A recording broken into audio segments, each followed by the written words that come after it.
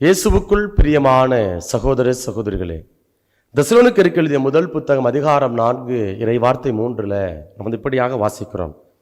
நீங்கள் தூயோராவதே கடவுளுடைய திருவுளம், பரத்தமையை நீங்கள் தவிர்க்க வேண்டும். பிரியமானவர்களே, நம்ம நல்லவங்களா புனிதமான பிள்ளைகளாக கடவுளுக்கு உகந்த பிள்ளைகளாக வாழ கடவுளால் முன்குறித்து வைக்கப்பட்டிருக்கிறோம், அழைக்கப்பட்டிருக்கிறோம்.